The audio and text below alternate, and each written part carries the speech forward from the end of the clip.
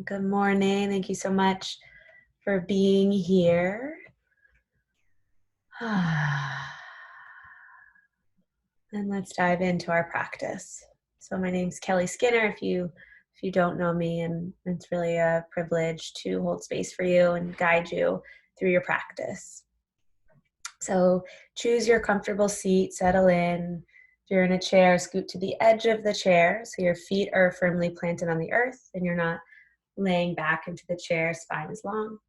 If you're on the earth, sit tall, prop your hips up on something so your hips are higher than your knees. And if it feels comfortable, allow your eyes to close or gaze softly on the earth at one point.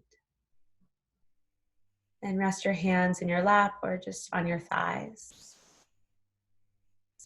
If you're looking for more of a grounding, settling practice, earth energy, have your palms facing down. If you're looking for a lighter, more airy, lighthearted practice, have your palms facing up. And as you close your eyes, you begin to bring your awareness inward. Just getting a sense, paying attention to what's showing up for you in this moment, in your physical body, scanning for any places in which you may be gripping, resisting, holding tension. Right? You might know where those places are in your body. And so you can go right to those places, maybe your jaw, your shoulders, your belly, your hips. And if you're not sure where they are, right, the more you sit and scan your body for where you're gripping, the more familiar you'll become with your habits.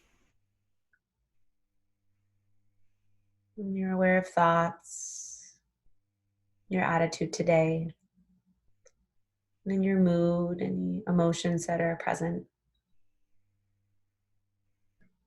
And you may like how you're feeling, or you may not like how you're feeling. Just notice any judgments that come up around it.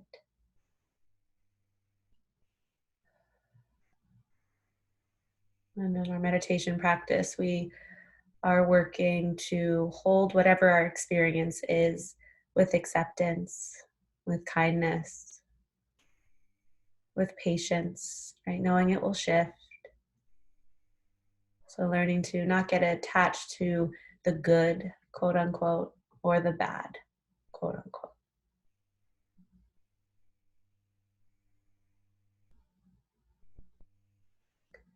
And shift your awareness to your breath, observing its natural movement, its rise, its fall.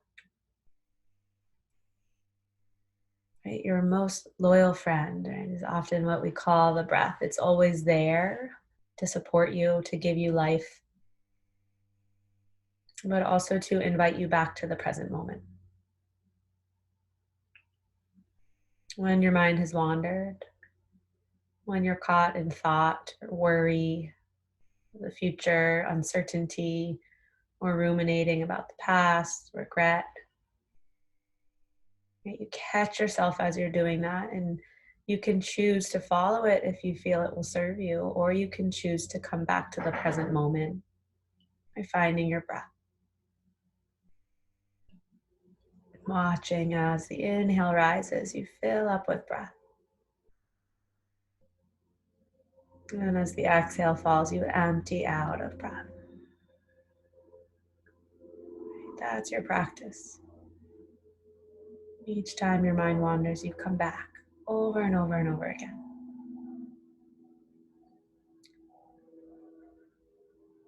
And then Tuesdays have become our contemplation practice, so I'll offer a brief reading. You listen to the words, consider how they resonate or land as we move into silent practice. Observing your breath again and again and again.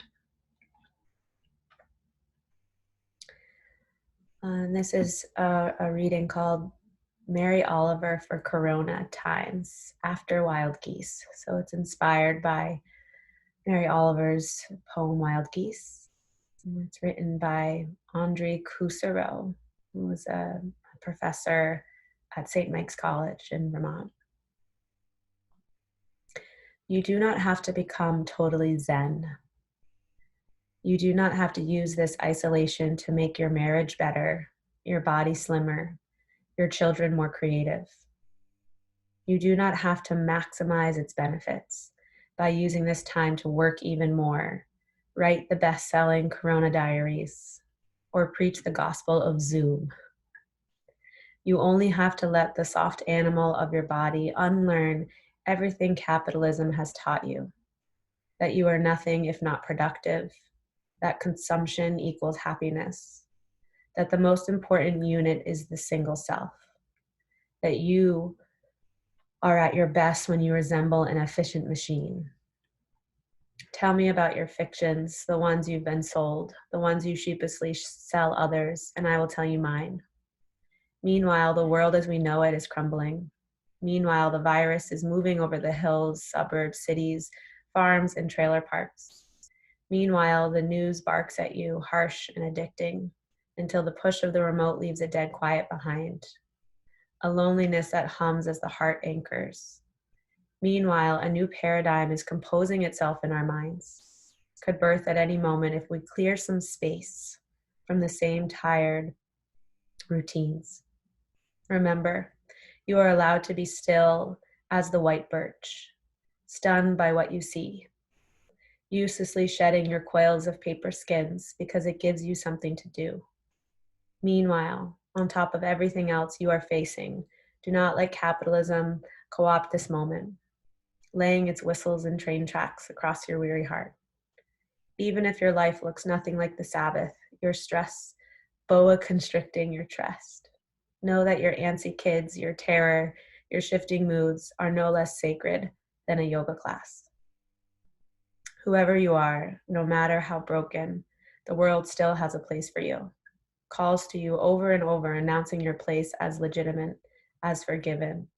Even if you fail and fail and fail again, remind yourself over and over, all the swells and storms that run through your long, tired body all have their place here, now in this world.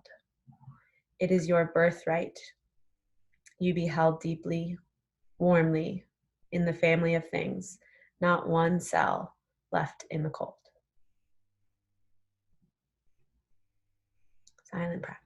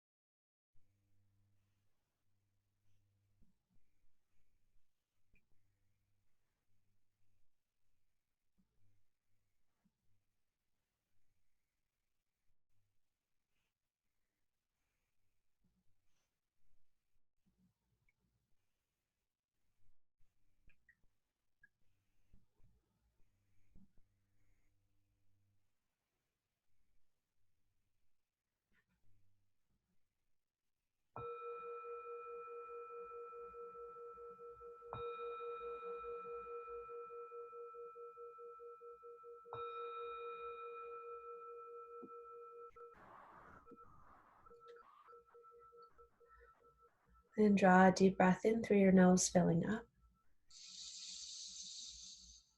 Open your mouth, exhale slowly, let it go. And stay as you are, draw your hands to heart center, Anjali Mudra. Calling to mind an intention for your day.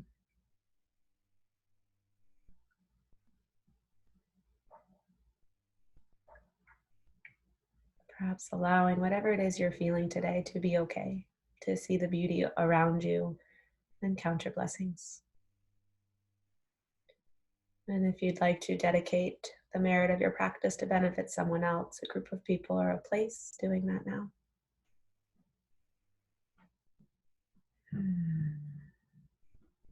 And we seal our practice by bowing head to heart, chin to chest. And together we say namaste.